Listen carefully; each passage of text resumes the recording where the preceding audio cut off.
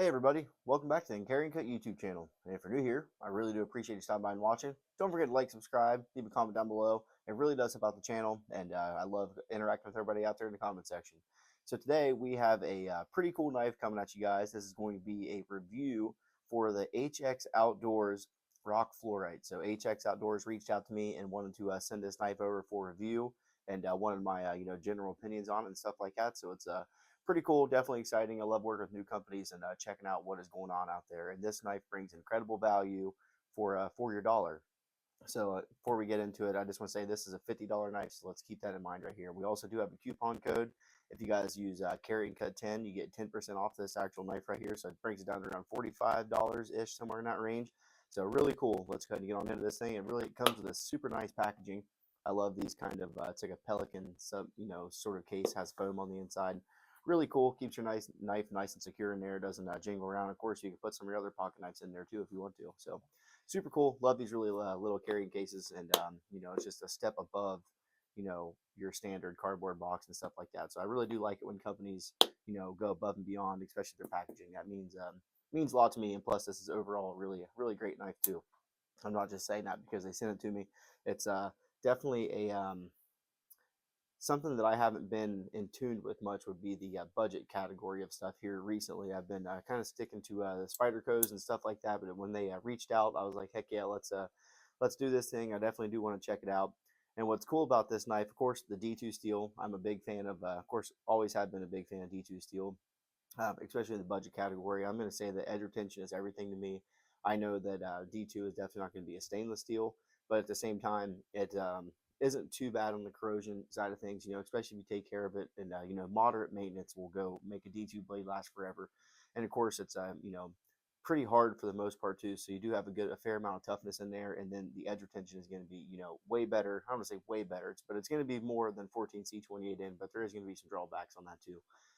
But the cool thing is, though, we have titanium handles on this thing, which is super exciting. I'm really liking that. That's for the $50 price point, $49.99. I think this knife is.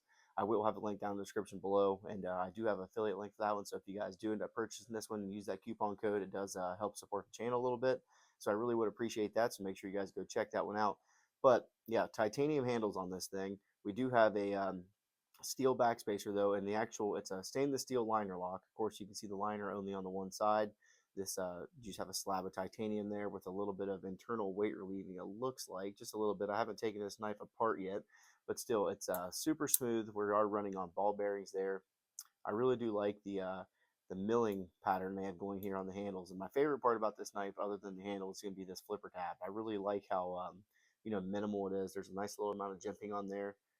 And then when the knife is deployed, it's kind of mimicked in here with this actual forward facing finger choil right there, front, whatever way you want to call that, the forward finger choil there. It just kind of molds right into the handle, and we do have this really nice thumb ramp there.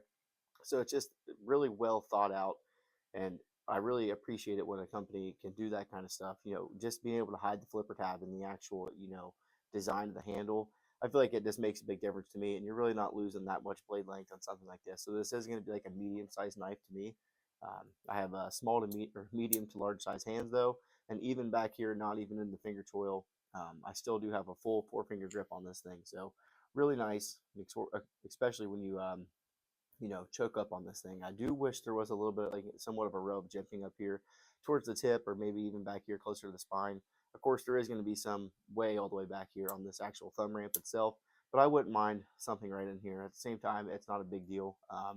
Just a personal preference for me. We do have a hole deployment, on the actual blade itself. So that's going to be super nice to see. I do love that. It has all that fun spidey flicking, reverse flick kind of stuff. And of course, you can also use the actual thumb opening method. So multiple sorts of deployment on there, and they seems to have really nice handle screws too. So let's go ahead and check those things out. It looks like they're going to be T8s. Not sure on that one. Nope, we're looking at T6s on handle screws. T8 on the pivot, and then we have T6 on the actual handle screws there. And I love it when they do this flush mounted hardware like that. That's just for some reason it just makes it a super nice clean aesthetic. Of course, we do have a standard. It's kind of like a spoon style clip. That would be something like you would see on a Spyderco standard clip or maybe even a Benchmade clip. I don't know if they could have done some sort of deep carry. Of course, I do prefer a deep carry clip, but at the same time, it's kind of hard where they have their placement at right there. And we do have a lanyard hole accessibility there too. Nice stop pin there at the top. Super solid lockup on this thing. I did say we had ball bearings in the washer. I think we're going to have a, I don't think it's a hollow grind. Pretty sure that was just a, you know, somewhat high flat grind on this thing. And it did come down to, had a super sharp edge on it right from the factory. I did put my own 15-degree edge on this thing. So that's just a big fan. I'm a big fan of 15-degree edges on knives. So I got the sharpener out and put my own edge on it. But still, at the same time, it is super sharp. And it was super sharp from the factory. So D2 takes an incredible keen edge and lasts for a good long time. So super nice on that one. Let's go ahead and get a couple specs out of the way here. Let's look at overall thickness of the knife right here. So we're at 439. We're just under half of an inch there. So almost 4.5 inches, almost a half of an inch wide right there. Blade stock thickness at the thickest point is going to be, let's see here, almost 11 thousandths. We're definitely not very thick, that is for sure. So still pretty thin blade stock there, and it does kind of taper out down here to the tip though. So there's 77 thousandths on there. Behind the edge thickness is going to be pretty minimal, that's for sure. This thing is a laser beam. 20 thousandths behind the edge. So really good right there. Love seeing that. That's going to be super nice. The edge geometry is super good on this thing. It's going to be a slicer. It's going to be able to cut for a long time. And I'm more excited about the titanium handles. I'm a big fan of doing my own anodizing at home. So that's going to be a super fun thing. And I'm thinking once we do a little bit of customization on this thing, we're going to do some, of course, like I said, anodize the handles. I'm going to see if you can fit a Benchmade clip on this thing. We might even throw a Benchmade clip on there, some kind of different stuff on there, and kind of just have some fun with it, customize it. And we're going to do a giveaway with this knife. So that's going to be super exciting here. Let's go ahead and get a weight on this thing, and then we will do measurements on the blade. So 3.8 ounces. And then let's go ahead and get the ruler out here and check our overall blade length. Blade length is going to be coming in at, let's put them right there on the edge. That way I know where I'm at. So sharpened edge, we have almost exactly 3 inches, just really close, if not 3 inches, just a hair under it. I'm going to say we're almost at 3.25 inch blade length. If you're coming all the way back here towards the heel where the scale meets the blade, we're going to be right at around 3.25. Overall length of 7.25 inches. Handle is going to be just under 4 inches there. So still a very nice, you know, medium-sized knife. That's where I would categorize this thing. Let's go do some size comparisons up against the Ontario Rat Model 2. And how about the Benchmade 940? So we're definitely similar size range here at the Ontario Rat Model 2. Pretty close. Yeah, really close on that one.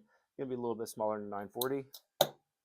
How about let's do the Benchmade Bug Out, and then the Spyderco Delica. So really close to that Bug Out range. Oh, fair, just a little bit bigger than the Delica, not too much if you guys are familiar with those knives. And let's do 2 more of them here. How about up against the Spyderco Paramilitary 2? And how about the Para 3 Lightweight?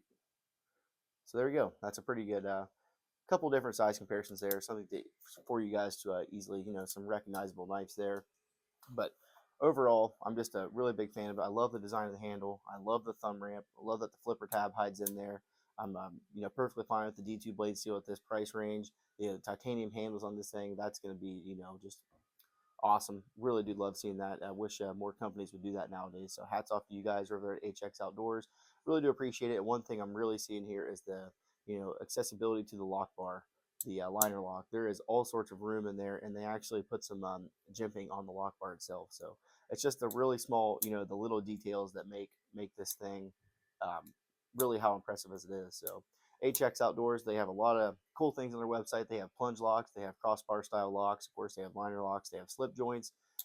Heck, they even have some really cool slingshots on there. So all sorts of stuff, fixed blades. They have axes and hatchets and all sorts of cool stuff, tomahawks. So make sure you guys go check out HX Outdoors. Go ahead and follow that link if you would like to pick one of these up, and use the coupon code Carryandcut10. Get yourself 10% off and help out the channel at the same time. So I really would appreciate that, and we will see you guys on the next one. If you have any questions, leave them down in the comment section below. I'll definitely be happy to answer all your questions, and we will see you guys on the next time. Really do appreciate it. Thanks.